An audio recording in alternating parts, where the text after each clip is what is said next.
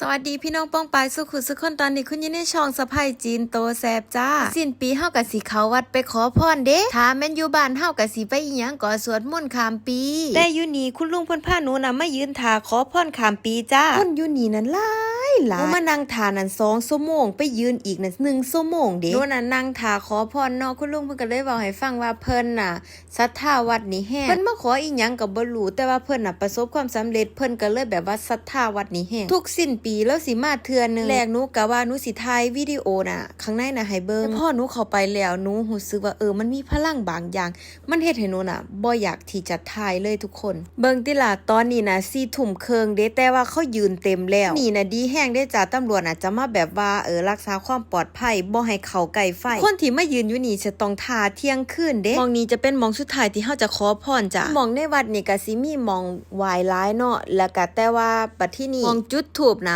มาจุดหม้องนี้แต่ว่าอันจุดธูปพอจุดแบบว่าอันยุ่นเข้ากองไฟโลดบางคนเขาฝ่าเขาก็ยุ่นก่อนแต่ว่าถ้าพวกที่แบบว่าอันเอาเลิกเอาไส้ก็สิแบบว่าท่าตอนเที่ยงคืนเป็นมื้อใหม่มันแบบว่าฉันสิเริ่มต้นปีใหม่เด้จังซี่นะแล้วบัดที่นี่คุณลุงก็เลยว่าฮู้บ่เป็นหยังเขาคือมาท่ากันอยู่นี่เพราะว่าเฮาอยากเริ่มต้นใหม่เป็นผู้แรกก็คุณลุงก็ไปยืนท่าคือกันยืนจนว่าขาแข็งเนาะนี่ก็เป็นวันปีใหม่บ้านสามีหนูเนาะก็อวยพรขอให้ทุกคนน่ะร่ำรวยเงินทองเด้อจ้ะเด้อรับก็ให้ได้เงินหมื่นนอนตื่นก็ให้ได้เงินแสนพุ่นละจ้าสาธุ